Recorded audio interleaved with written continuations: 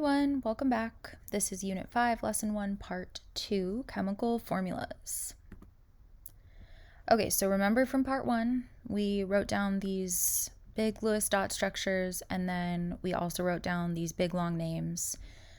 And that takes a lot of time, and chemists like to do things quickly. So we are going to figure out how to make these compounds easier to write. This is going to be your basic template. Yes, write this down. I want you to know that you should put the symbol that you'll find on the periodic table for your first element, and then the number, how many of that first element you have, and then the symbol of your second element, followed by the number of that second element. We call these two numbers right here subscripts. So sub, kind of like subway, it's like underground. That means that these numbers are going to be below the symbols. So these are some examples, you've probably seen them before. So like H2O, our first element would be hydrogen here. We have two hydrogens, and then our second element is oxygen. Notice that whenever you only have one, you don't have to put the subscript down here. You just assume that it's just going to be one. So go through, try to see if you can figure out how many of each of these elements there are in these compounds, and make sure that you feel good about the subscripts. All right, let's look at an example from Part 1. We had dinitrogen pentoxide. So this whole structural formula, this very long name, we can get the same information across if we just write N2 dinitrogen and then O5 pentoxide. And that's it. So you would just write N2O5. This is another example, and this is going to be the ionic compound. So this one was covalent. This one is ionic. Remember, we have a metal and a nonmetal. And when those two are combined, you have an ionic compound. So for this one, what we really need to communicate with our formula, again, it's how many of each of these elements do we have.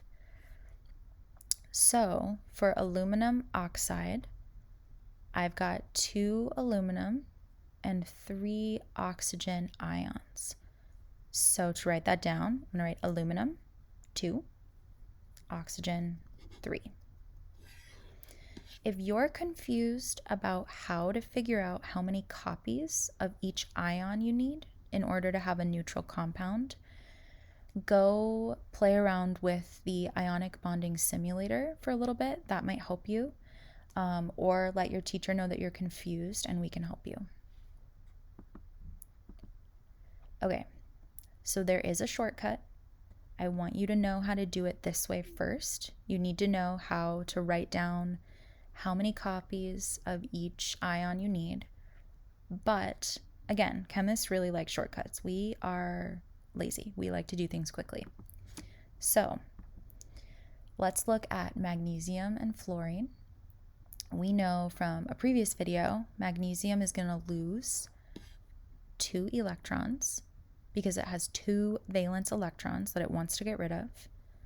Fluorine has 1, 2, 3, 4, 5, 6, 7 valence electrons, and it wants to get to 8. So each copy of fluorine can only accept 1 electron. Because of that, magnesium is going to be paired up with 2 fluorines. Okay. You should feel pretty good about finding the cation and anion charges. Remember, cations are positive because cats have paws. And anions are negative because when you cut an onion, it makes you cry. So when you write down your cation and your anion, there's a little trick you can do to figure out the formula.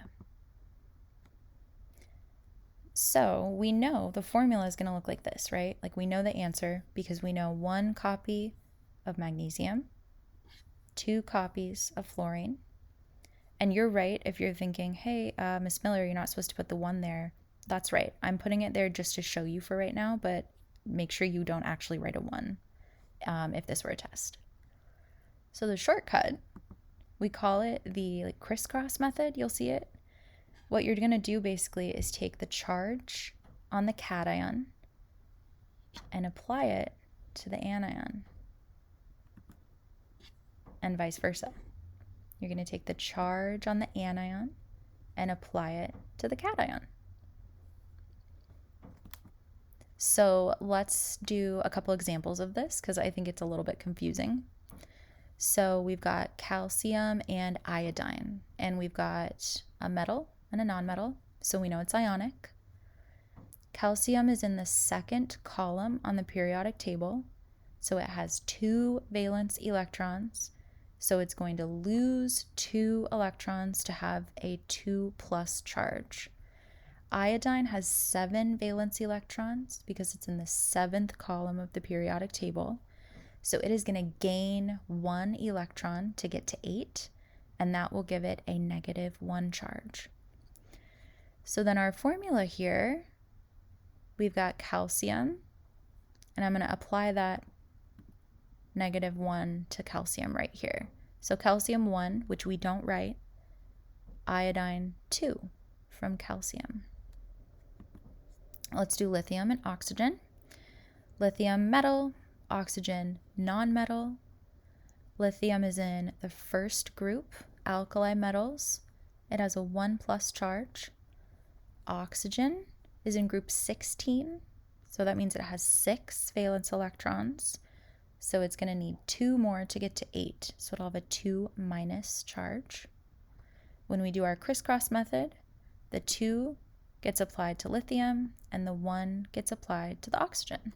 So you're going to have lithium 2 oxide. Another example, barium and sulfur. Now, let's take a look here. These both have 2 charges, right? Barium had 2 valence electrons. Sulfur had 6 valence electrons. Barium loses 2. Sulfur needs 2. So if I did the crisscross method here, it's going to show me Ba2S2.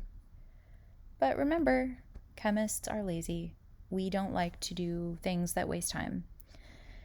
So when I have 2 and 2, isn't it the same thing as saying I would just need 1 of each?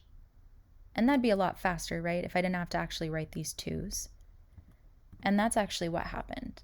So you want to use the lowest numbers possible.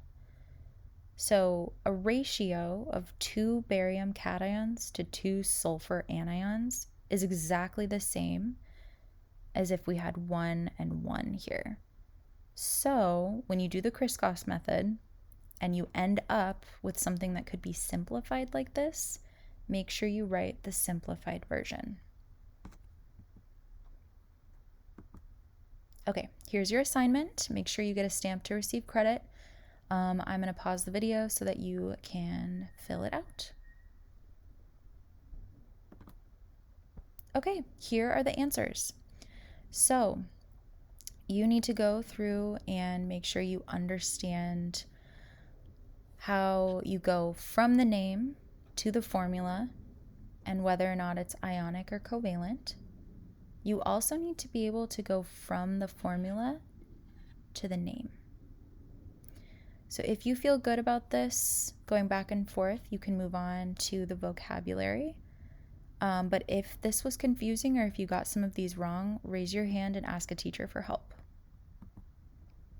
Okay, here is the vocab.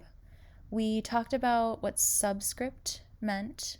Chemical name and chemical formula are review words. We talked about prefix and suffix in part 1, along with root word. And then the ionic formula shortcut is what we just spent a couple minutes going over. So write all of these down, and as always, there is a Quizlet if you would like some extra help on your vocabulary.